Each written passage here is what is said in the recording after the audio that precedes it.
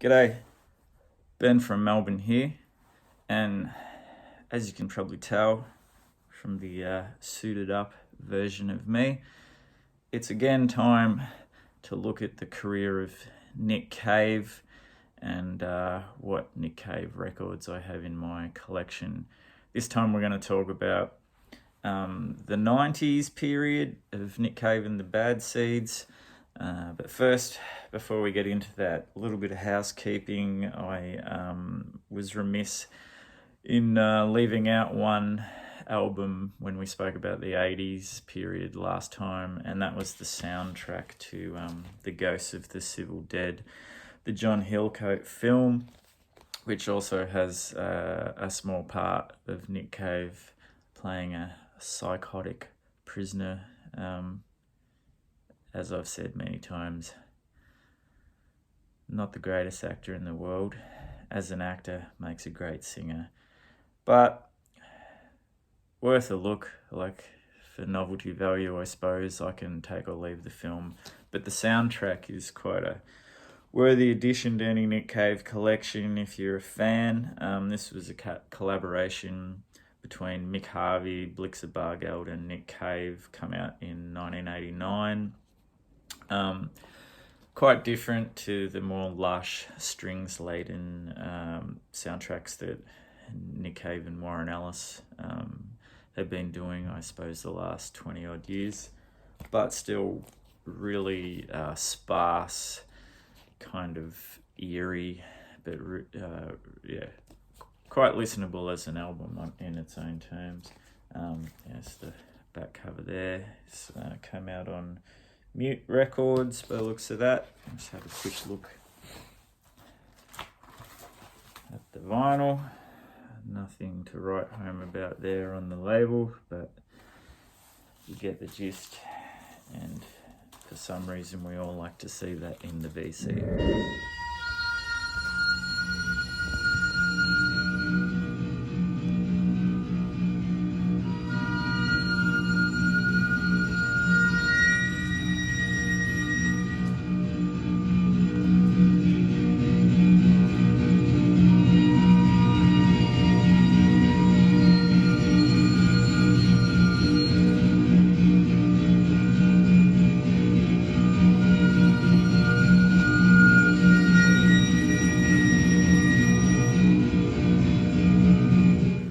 Let's get back to the program in the 90s. So 90s saw Nick Cave splitting his time between England and Brazil. Nick Cave and the Bad Seeds 1990 effort, The Good Son. Now this was apparently at the time Nick Cave's first record where he'd been through rehab and was drug free. Was not to be a long-lasting period from all accounts, but quite a somber record, which I guess is saying something for Nick Cave. But there are still like a few, big Bad Seeds rockers, best known for like the Ship song on this album, and also the Weeping song, which has a great dual lead vocal with Blixa Bargeld on here. Other great ones on this are, the Hammer song, a lot of ones called the Something song. Lucy is a ripper as well, and Sorrow's Child. So on the lineup on this on this album, the band is, again, Thomas Widler, Kid Congo Powers, Mick Harvey and Blixa Bargeld. And we'll just have a little look on the inside. So this one came out, I think, bang on 1990. Just some wordage there. Again on the Mute label. Just plain black on the label there. Lovely stuff. All the while, all the children weeping. Oh, they are merely crying, son. Oh, are they merely crying, father? Yes, the reaping is yet.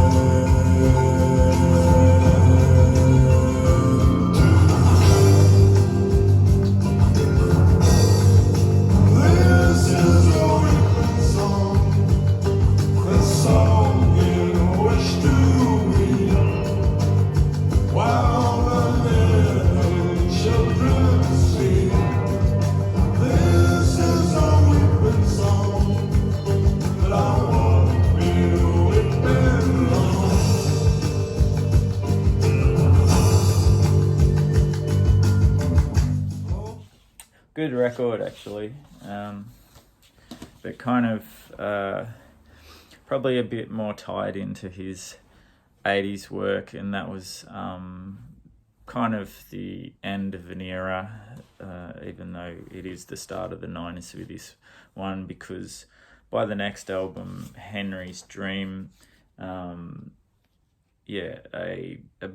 pretty much new band came together as the Bad Seeds, with a few familiar faces, of course. And this lineup would last into the early 2000s. This one actually produced by David Briggs, famous for collaborating with Neil Young, which was obviously the idea for this, where they wanted to get that kind of more live sound on this. But apparently, as far as things went, the collaboration didn't go too well, and the Bad Seeds weren't happy with the sound of this record, and we'll get into that in a moment. Great photo on the back there of the Bad Seeds. So yeah, the lineup this time, of course, Thomas Whittler, Blixa Bargeld, and Mick Harvey, of course, and Conway Savage joined the band on keyboards, and the great Martin P. Casey on bass. Martin P. Casey, formerly of the Triffids, another great Australian band worth your time. And I think Conway Savage played with the Tendrils with Charlie Silvershire. I may have that wrong. I'll try and correct that along the bottom, and we'll get there. All right, so again on Mute. This one was 1992. Great record, like highlights for me. The singles Straight to You and I Had a Dream, Joe, were great, but of course, one of my favourites is When I First Came to Town, with a great dual vocal from Conway Savage, beautiful voice, and Loom of the Land I quite like as well. And we'll just have a little look inside. Just got some lyrics and a band photo there, more wordage.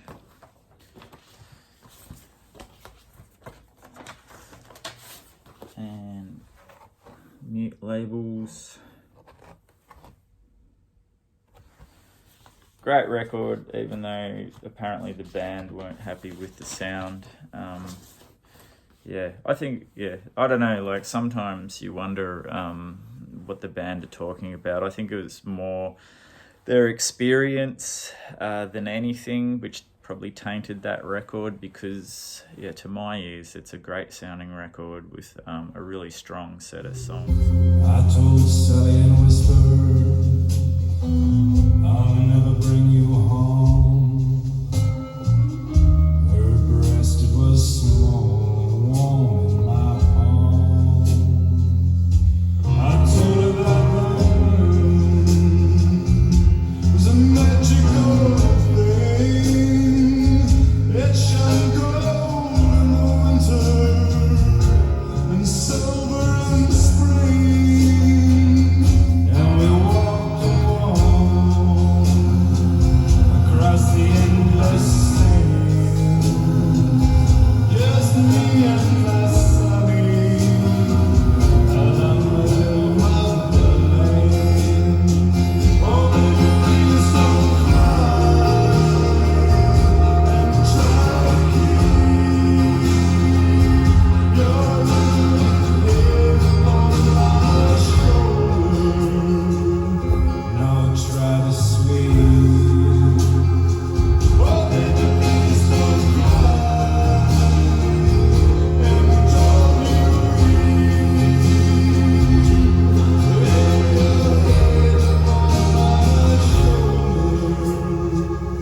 Now try to sleep. They hated that so much so that this, which originally came out on CD in the 90s, and this is a RSD reissue of Live Seeds, which is recorded during the 1992-93 Henry's Dream tour, and it's got pretty much all well, save for a few, like the Mercy Seat, Deanna Ship song, great cover of Plain Gold Ring, Tupelo, and a few others. It's probably about half and half actually, but I've redone songs from Henry's Dream because they much preferred the live versions to the actual album. But, you know, as a fan, benefit for us because this is a great live record. And the reissue sounds really good on vinyl too, although mine, I've bought 3 copies of this and every single one skips in the same spot of Tupelo. So if you're willing to sell a copy which doesn't skip anywhere at all, hook a brother up. Anyway, back cover there. This is released by BMG. Great photos there. A lot of these photos come from the book, which came with a limited edition CD, which were all photographs by Peter Milne, who took a lot of photos of this tour. Some great black and white photos. Here's your innards there. Nothing too exciting on red vinyl. And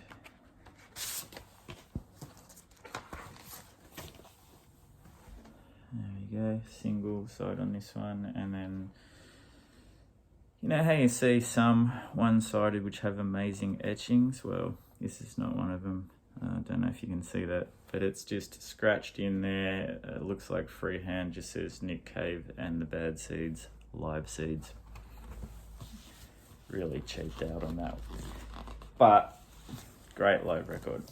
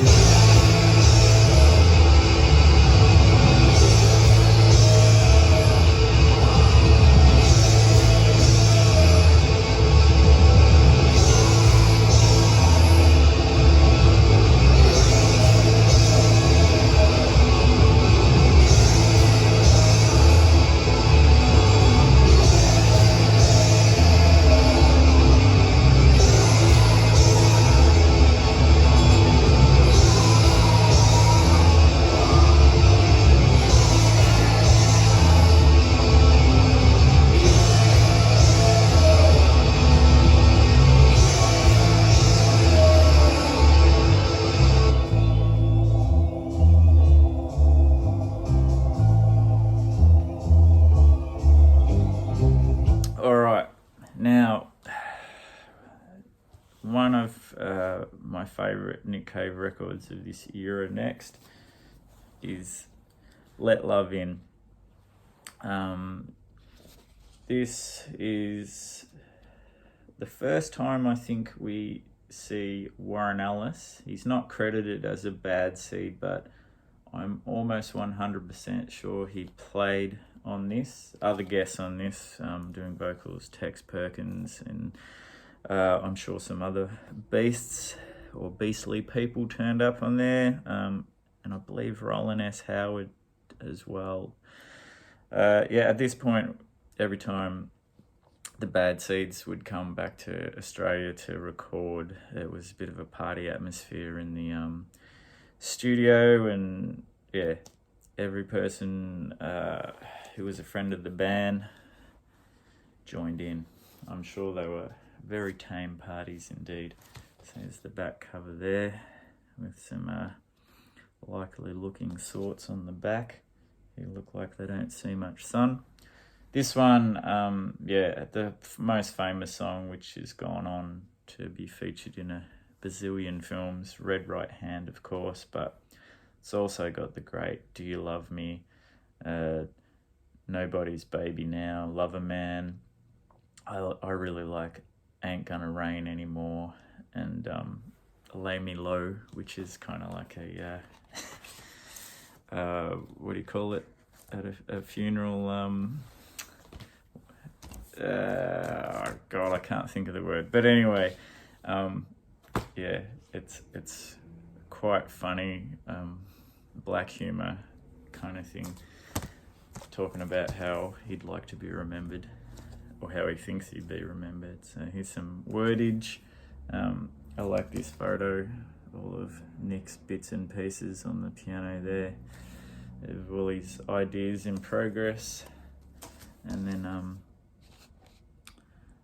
more wordage, and I think that's a still from the film clip of Do You Love Me? And again, some mute labels. And that one's actually got Let Love In written on it. She was calling me to put things right. Stacked all my accomplishments beside her. Yet I seem so obsolete and small. I found God and all his devils inside her. In my bed she cast the blizzard out. Mock sun blazed upon her head. As so completely filled with light she was. Her shadow framed and hairy and mad. I love lines through hopelessly tangled. And the bells from the chapel went jingle,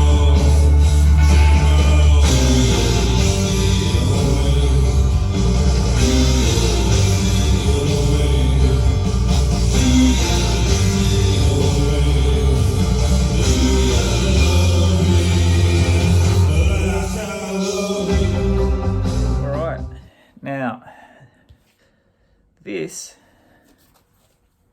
Murder Ballads, probably the one that really broke Nick Cave and the Bad Seeds to the mainstream. Interesting idea to do a whole album of murder ballads. If you're familiar with Nick Cave and the Bad Seeds, his songs had already racked up quite the body count already. But he decided to put them all on one record, and also using like that great tradition of murder ballads. You hear elements of old traditional blues and folk murder ballads, plus their own take on a murder ballad as well. Often referred to by the Bad Seeds as their comedy album. It is quite funny if you have a dark sense of humour, and it's got some, amazing collaborations and some unexpected collaborations. Of course, the unexpected one is on Where the Wild Roses Grow with Kylie Minogue, which at the time was unthinkable, but it actually works really well, I think. And of course, on Henry Lee, we've got PJ Harvey. Apparently during that film clip was where their relationship started for all the world to see. A lot of great songs on this. Of course, Stagger Lee, which become a live favourite. I quite like Crow Jane as well. And Lovely Creature has a real eerie menace to it. And, a couple of epics like The Curse at Millhaven and O'Malley's Bar, which describe in gory detail more murders. But yeah, again, same Bad Seeds lineup on this one as well. I think Anita Lane also sings on this. This is on the last track, the Bob Dylan song Death Is Not the End. I think Anita Lane does a verse, Kylie does a verse, Blixer does a verse, and even Thomas does a verse. So this one's got a bit more of a inner there. So yeah, I don't know what that's about, the Murder Ballads bulletin. And the vinyl itself, again on mute, sorry. What was this, about 95 or 6, I think? I'll just double check that. This lovely creature that she stands with her hair full of ribbons that gleams on her head.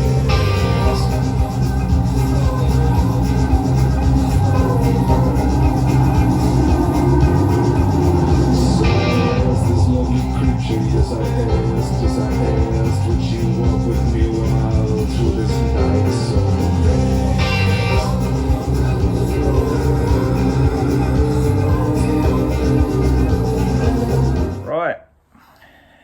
quickly as you can fall in love in a film clip, you can have your heart broken too by, at the time, what was Nick Cave's most spare record to date, the Boatmans Call. This and probably Let Love In are my two favourites of the 90s. A lot of people say this is his best record, and I reckon it just about would be if it didn't have that stupid green eyes to end the album. But it is fantastic. It's, of course, the most well-known song, Into My Arms, used at funerals, weddings, and the like, which has kind of killed it for me. But there's also great tracks like People Ain't No Good, Where Do We Go Now But Nowhere, personal favourite of mine, Far From Me, and also like Are You the One That I've Been Waiting For. Yeah, very solid record. 1997 on Mute again. There's the Bad Seeds on the back, and here we've got Warren Ellis officially in the band, and of course Jim, whose name I will murder, Scalvunis, I think, formerly of the Cramps. Mick, Blixer, Conway, who we got there, Marty and Thomas. So huge band for what's a very spare on instrumentation album, but they play with such subtlety, and it's amazing. Yeah, it's a really, really good record. And it's like the inner with some wordage. And apparently, after this record, the Cavester suffered from writer's block at the time. But yeah, he definitely struggled for a while there with output, and it wasn't until in the 2000s we heard anything from the Bad Seeds again.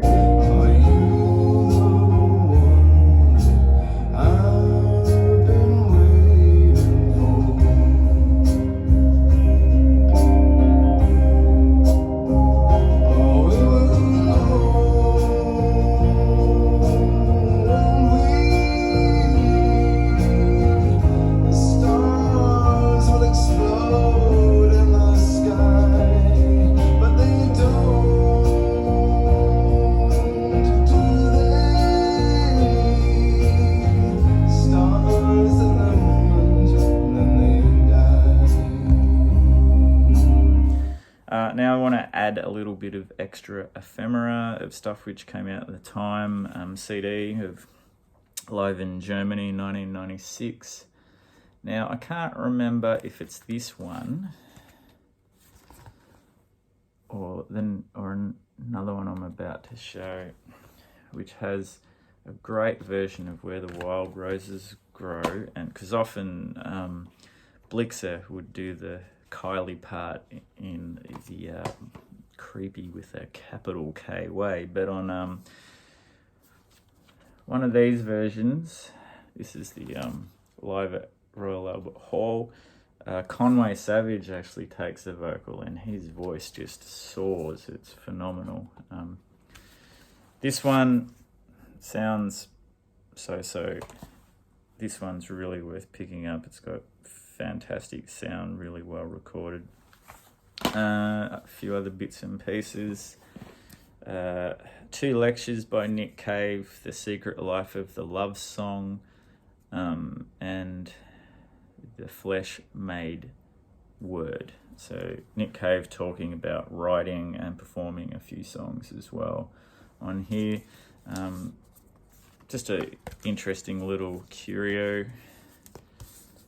It's there with strange little middle CD thing. Don't know what that's about. Into My Arms CD single, which has the great Little Empty Boat and Right Now I'm Roaming as B-sides. Either of those, I reckon, would have been heaps better than that atrocious spoken word track Green Hair, I think it's called, which finishes off the Boatman's Call. DVDs, Live at the Paradiso and The Road to God Knows Where. Great live show, and a black and white doco of a tour of America in the early 90's and all of the bullshit they had to put up with. But it's worth a look, really interesting. God knows it seems like hard work where to get what you want. They argue about the size of PAs a lot. And lastly, a series called Great Australian Albums, which featured murder ballads. All right. Take care. See you in the next one.